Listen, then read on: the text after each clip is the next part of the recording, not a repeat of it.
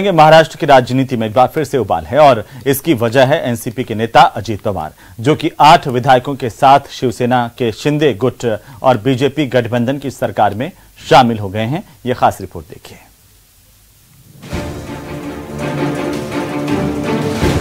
महाराष्ट्र की राजनीति में एक बार फिर उबाल है और इसकी वजह एनसीपी नेता अजीत पवार हैं, जो 8 विधायकों के साथ शिवसेना शिंदे गुट बीजेपी गठबंधन सरकार में शामिल हुए हैं। अजीत पवार ने डिप्टी सीएम के तौर पर शपथ भी ली। शपथ लेने वाले विधायकों में एनसीपी नेता छगन भुजबल भी शामिल हैं। इस दौरान राजभवन में इस मौके पर एनसीपी के वरिष्ठ नेता और हाल ही में कार्यकारी अध्यक्ष बनाए गए प्रफुल्ल पटेल भी थे। बताया जा रहा है कि राजभवन में जो समर्थन पत्र जमा किया गया है, उसमें अजीत पवार ने अपने पास 40 एमएलए बताए हैं। पार्टी में इस बगावत के बाद शरद पवार एक्शन में हैं। उन्होंने प्रफुल्ल पटेल और सुनील तटकरे को पार्टी की सदस्यता से बर्खास्त कर दिया। सितंबर 2022 में पार्टी का नेशनल एक अधिवेशन हुआ था। उस अधिवेशन में के बाद पहली बार राष्ट्रवादी कांग्रेस पार्टी के उपाध्यक्ष के नाते, क्योंकि ये पोस्ट पहले नहीं थी, मुझे नियुक्त किया गया था और उस अधिकार के अंतर्गत मैंने राष्ट्रीय कार्यकारी अध्यक्ष के नाते उसमें महाराष्ट्र की जिम्मेदारी आज से श्री सुनील तटकरे जी को देने का फैसला किया है और वो पत्र उनको मैं अभी यहां पर आप सभी के सामने देने वाला हूं। इस सियासी उलटफेर के बाद अब एनसीपी पर कब्जे की जंग शुरू हो चुकी है। प्रफुल्ल पटेल ने दावा किया है कि अजीत गुट ही एनसीपी है। इतना ही नहीं, अजीत पवार गुट ने शरद पवार के करीबियों को पद से भी हटा दिया। जयंत पाटिल को हटाकर सांसद सुनील तटकरे को पार्टी का प्रदेश अध्यक्ष बनाया है।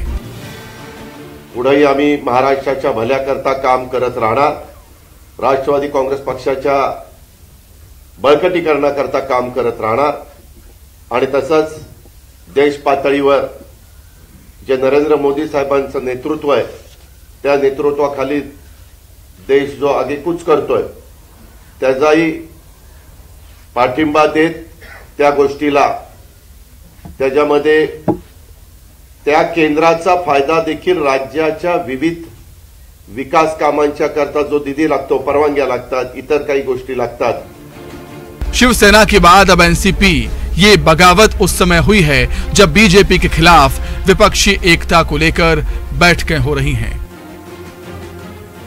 लेकिन इस बगावत के बाद बीजेपी और भी मजबूत होती नजर आ रही है। अब देखना है कि इस बगावत के बाद सियासत क्या मोड़ लेती है। Bureau report, news 18।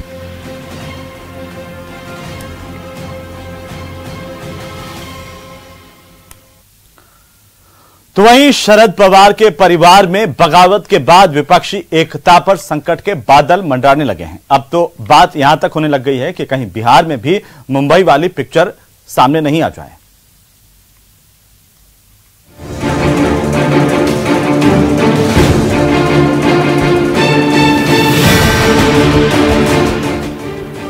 एनसीपी में टूट, शरद पवार खेमे में हड़कंप। शरद पवार आगे क्या करेंगे? शरद पवार के शक्ति प्रदर्शन से बनेगी बात। एनसीपी में 2 फाड़ के बाद सवाल है कि शरद पवार के पास पार्टी को बचाने के लिए क्या विकल्प हैं? क्या एनसीपी पूरी तरह से अजीत पवार की हो जाएगी या शरद पवार के शक्ति प्रदर्शन से एनसीपी का सियासी संकट खत्म हो जाएगा? पार्टी में टूट के बाद शरद पवार ने तो यहां तक कह दिया है कि पार्टी में विधायकों की टूट नहीं, चोरी नहीं, डकैती है। वैसे एनसीपी ने विधानसभा स्पीकर से 9 बागी विधायकों को अयोग्य ठहराने की मांग की है। डिस्क्वालिफिकेशन पिटीशन हमने भेजा है और व्हाट्सएप पे भी मैंने उनको कॉपी भेजी है डिस्क्वालिफिकेशन की। फिजिकली भी उनको डिस्क्वालिफिकेशन का हमारा पिटीशन फिजिकली भी पहुंचाने की व्यवस्था हमने अभी की है। इलेक्शन कमीशन ऑफ इंडिया को हमने लेटर लिख के ये कहा है कि हमारे इसमें 9 लोगों ने ऐसा किया है। एनसीपी नेता अजीत पवार की बगावत के बाद एनसीपी में सियासी भूचाल आ गया। अजीत पवार ने रविवार को कई विधायकों के साथ बगावत कर ली और एनडीए में शामिल हो गए। एनसीपी ने इसे बीजेपी की साजिश बताया और बीजेपी पर एनसीपी को तोड़ने का आरोप लगाया। पार्टी का विषय नहीं है, एक विचारसरणी का विषय है। बीजेपी का हर वक्त प्रयास यही होता है कि आगे जो कंपटीशन है वो कंपटीशन को कहीं ना कहीं तो खत्म करनी चाहिए। उधर खबर है कि अजीत पवार ने दावा कर दिया है कि उनके साथ एनसीपी के 40 विधायकों का समर्थन है, जबकि एनसीपी में बड़ी फूट से पार्टी में खलबली मच गई। उधर कानून के कई जानकार एनसीपी में पड़ी फूट को पिछले साल शिवसेना में जैसा हुआ उससे तुलना कर रहे हैं। शिवसेना के ज्यादातर विधायक एकनाथ शिंदे के साथ खड़े हो गए थे और देखते ही देखते महाराष्ट्र की उद्धव ठाकरे की सरकार गिर गई और शिवसेना पर पूरी तरह से एकनाथ शिंदे का कब्जा हो गया। हालांकि मामला अभी भी कोर्ट में लंबित है, जबकि अजीत पवार की बगावत के बाद एनसीपी की कार्यकारी अध्यक्ष सुप्रिया सुले ने तंज कसा है। अभी देखते, आज ही तो हुआ है भैया, बच्चा अभी तो पैदा हुआ है कि थोड़ा सांस तो लेने दो, देखते आगे आगे क्या होता है। जबकि महाराष्ट्र की राजनीति को समझने वाले कई विश्लेषक दावा कर रहे हैं कि लोकसभा चुनाव से पहले बीजेपी ने बड़ा दांव खेल दिया है।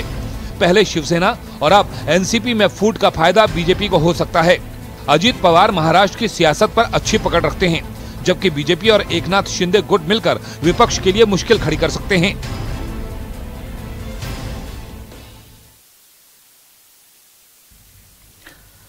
चलिए आगे बढ़ते हैं। जम्मू कश्मीर प्रशासन की देखरेख में अमरनाथ यात्रा